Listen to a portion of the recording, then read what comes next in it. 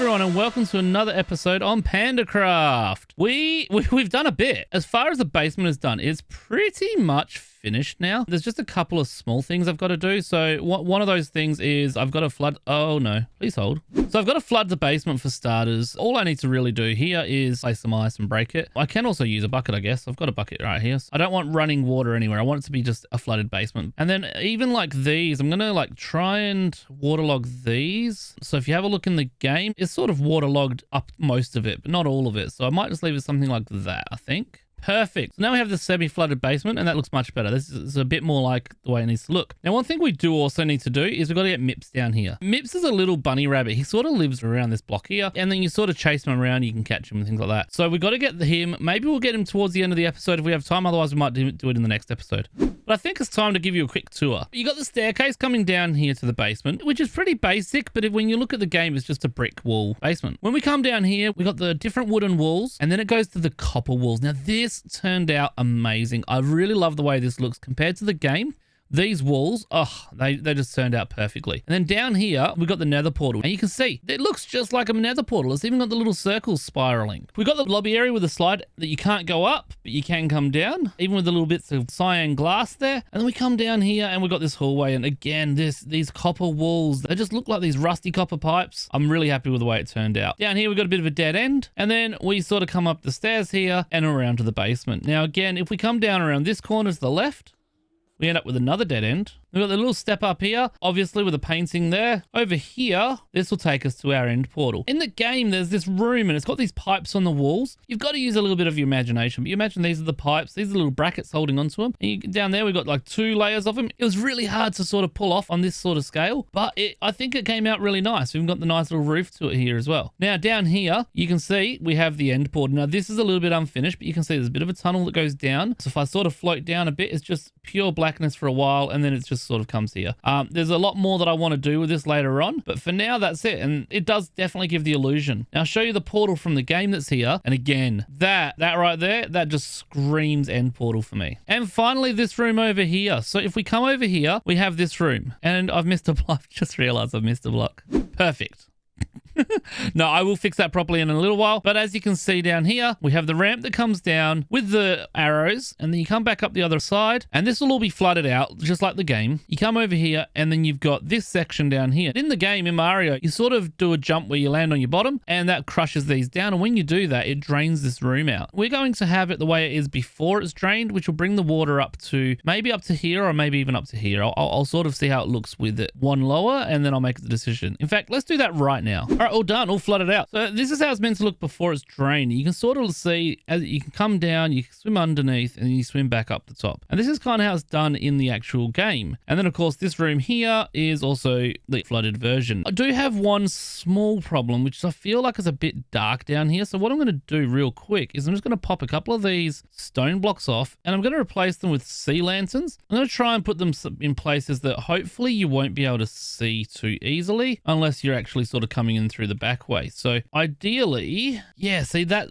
really lights the bottom bit up. And now with that door closed, yeah, it gives it just that little bit of extra light in there. And I think that looks really good. You can clearly see under there now. So now when we sort of come in, you can see where you're going. You swim under and it's not so dark. You come back up into here and it looks beautiful in here as well. So in Mario, when you come out of here, you've got to do this high jump to get up here, which as you can see, we can't. So I actually just stuck these little ladders on the side here. So they're just sort of hidden there a little bit. And then you can just open this door. We've got a little ramp. You come down here and you can come out, but you can't go back. And I thought that was a really cool little effect because that's how it is in the game. In the game, that's a slide and you sort of slide down there to come out. But then when you try and jump up, it just makes you slide back down. It's like a barrier. It's actually really cool. So you can only go up there one way, but there's like a shortcut to get out. So that's the basement. Now, in the last 2 episodes, we've briefly mentioned this. This is the challenge from 2 episodes ago. I told you guys to leave comments and choose either easy, medium, or hard. It was pretty much unanimous that you all wanted hard. So let's have a bit of a quick reminder. Page 1's just basically reminding us about the previous thing that they did with the buttons. We found all the buttons, so we'll just go straight to page 2. So I heard you like riddles. Well, here's what I have for you. You have been given a choice of 3 different books, each one giving a different riddle, giving clues to an item that exists in the world of Minecraft. The difficulty will vary, and so will the reward of each item you collect, though you must get it correct or there will be a punishment. Do you accept? Yes or yes? look in the barrel, and take one riddle. FYI, you can pick up the book if you need. All right, so we need to select one of these, and we all chose hard. So let's have a quick read of what we actually have to achieve here. What is the riddle? What is the item? And maybe together we can solve this.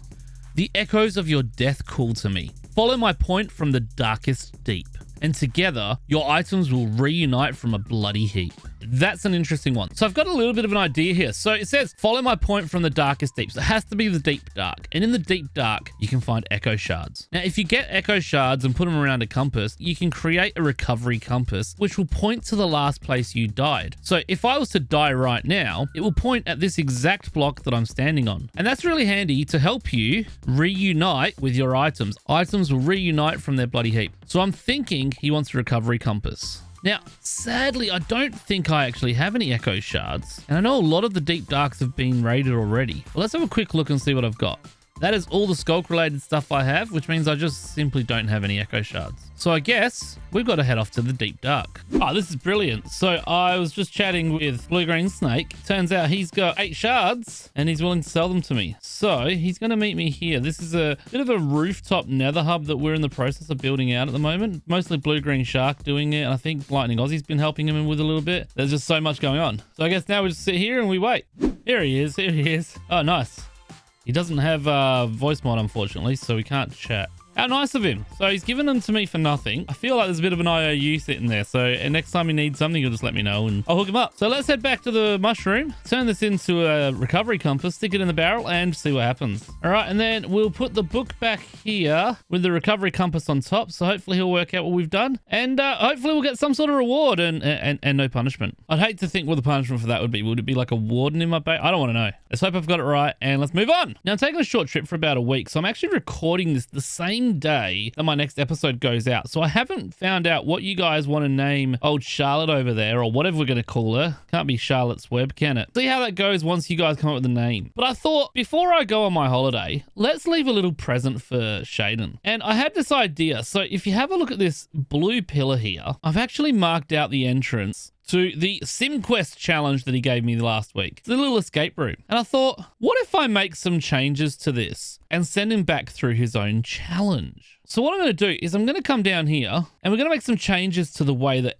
everything works. We're going to start by making sure there is no way to get out, and every challenge is going to have its own thing. Obviously, there's going to be some cursor binding happening. He built everything here. What that means is that when I come in here, he's going to know just to drop through number 2, and that's the correct answer. So we're going to change it, and we're going to make it so it's no longer number 2. And we're going to do that with every challenge along the way. Now, I've had a quick look around, and I've busted through some walls, and I've found all the redstone. So I've got all his redstone here. The only thing I'm going to change is I'm going to change maybe some combinations. In some cases, I'll change the way you even use the room. Let me set up the first thing and I'll show it to you.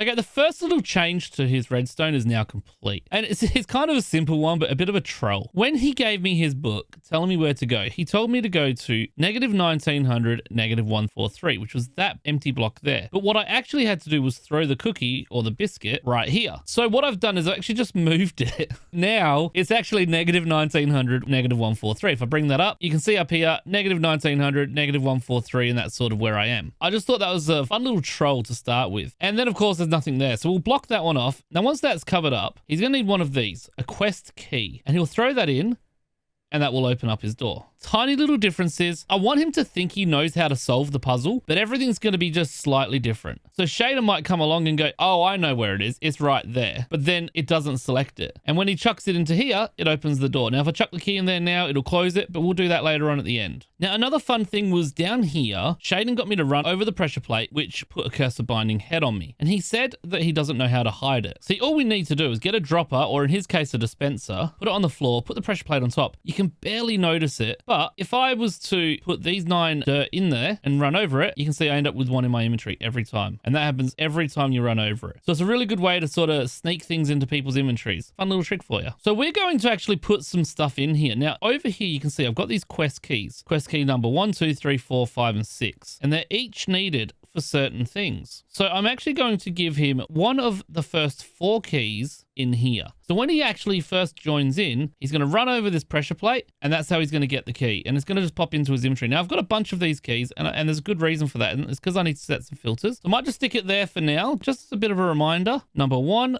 number 2, number 3, and number 4, because otherwise I'm going to keep running over this and keep triggering it. All right, so I've done a couple of other quick things here now. So when he first enters the room, this is what he will see. If he comes down this way and wants to take the cowards route, I've just got a little piston that'll pop up. It'll just block his exit. I just thought that was a fun little thing. So he has no choice. He has to run it. Once he's in here, there's no getting out, basically. He's stuck. So then he comes down here. Now, I've just put these temporarily here. That's just the keys. They will be down here. So as he runs over, he'll pick up a key. That way, he definitely get the keys he needs. When Shadan made this for me, this was the correct way down here. And then there was this decoy arrow that he wanted me to follow that I didn't get fooled by at all. And it was an accident. Admittedly, I was sort of looking around. I was like, oh yeah, candles. I was, these are hallways. So I was checking them. I was like, oh, trapdoor. And I opened it. I noticed there was something under there. I was like, okay, I know I need to go down there. What I genuinely thought was that this was part of it, and then this was going to be like a little secret area I had to get to. Maybe I needed something from over here to make it through to the next area or something like that, but it wasn't. This here was just a whole complete waste of time. Now, Shadan knows that this is a waste of time, so he's not going to bother. He's going to go, right, let's go this way, done. But it's going to be important that he goes down here because, well, he's going to need a special tool. So if we head all the way down, he's going to turn around this corner and he's going to see these candles with an observer looking at them. Now, that should be a big enough hint for you to go, okay, I need to do something. It's staring you straight in the eyes. You can't miss it. It's meant to be obvious because I want him to be thinking. I want him to be using his brain and going, okay, what does Sim want me to do? Why is this observer watching these candles? Now, if you right click on candles with an empty hand, it'll put them out. And in this case, it's going to open a chest, which will give him a flint and steel. Now, he's going to need that later on in the map because I want him to light some candles that are going to be in front of observers as well. Think of this like a tutorial. So he'll see this and go, observer watching candles, what do I do? He'll hopefully figure it out from there, and then he'll know what to do later on because he'll find a little secret hidden barrel down here that just happens to have a flint and steel, which of course will give him the idea of what he needs to do. Then of course, you come around here, he had this room as well. You come to the book. There's nothing special in here, but hey, hopefully he comes in, be's a bit of a sport and reads the book anyway. I got carried away and I just finished the whole thing. So let me show you what I've done. I'm really excited about it. Check this out. So Shadan will come down here. Now it's going to break this pressure plate because I don't want to have to keep resetting this. But essentially, he'll get the keys. You can see they're in here. Quest key number 1, 2, 3, and 4. He can get, as well as the head in here. Now he's going to be expecting the head. He's not going to be expecting the keys. I'm actually expecting that he's going to run over here. He'll notice the head, but he won't even notice the keys. You already know what's down there. I just showed it to you a moment ago. So let's come through here. And let's just close everything behind us as we go. Now Shadan's going to come up here, and I've done a really clever system. Now I don't want to show it to you completely. I've got to leave a little bit up for you in Shadan's videos. But first of all, if you remember when I did this, there was a zombie in the wall and Shadan said it was a spectator. I found the zombie and now it's here. But as you can see, it's wearing Jess's face. So when Shadan comes in here, he's going to have an actual spectator. I thought that was a nice little touch. When Shadan does this task, he's going to automatically think it's number 2. But I'll tell you right now, if he goes number 2, it's absolute death. In fact, if he goes number 1, it's absolute death. And if he goes number 4 or 3, it's absolute death. Because there's actually another secret way, and I'm not going to show you what to do, but what I will show you is in here, there is a door, and when he completes it, this door's going to open up and let him through into this tunnel down here. So if I continue down here, back here, this is the brain of the system that is going to make that door open. There's a little bit that goes on in here. I had to dig out this room because it wasn't here before. I fell down originally. This is number 2 right here. That's actually the chest that Shadan placed for me to land on. It was waterlogged. I had to get rid of the water. That's it there. And there's a bit of a brain here. I won't bother explaining exactly how it all works. Let's just say that he will figure it out. It'll take him a few goes, but he'll get there. This is the room that gives you a limited amount of time to achieve your task while you're being chased by lava. I haven't made any changes to this room at all, except for the recipe. I don't want him to know that it's a furnace off by heart. I want him to have to think about it. So we have craft the deepest of slates as chiseled as Sim's abs. Now, if you watch Naked and Scared, you'd know I have some chiseled abs. Season 2 coming soon. What do you think that is? What kind of block do you think that's going to be? I'll let you guys figure it out. Let me know down in the comments once you work it out. In the meantime, I'm just going to sneak on through to the next room this way. All right, once he comes out of that room, he's going to end up in this room here. This is the one with all the levers. Can you figure out the combination?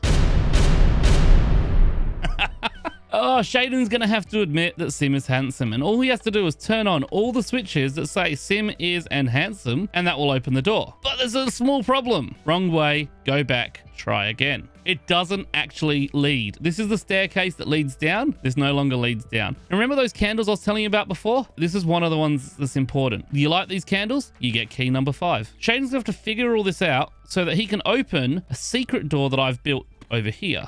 This will be opened up with pistons, and Shadan will end up in this hallway here. This bit of a tunnel. The staircase Shadan had came down here, closed for renovations. Set your spawn, Shadan. I highly recommend you set your spawn. Over here, store your keys here for safekeeping. This is where he's going to want to start storing all of his quest keys. Because the next bit, as you know, oh, it's the lava room. It is the lava room. And I've got armor on, I've got rockets and that, so I'm not as afraid, but it's going to be a lot harder for Shadan. Now, I have designed this room so he cannot pass it without dying multiple times. There are 10 different items he needs to change to open the door on the other side.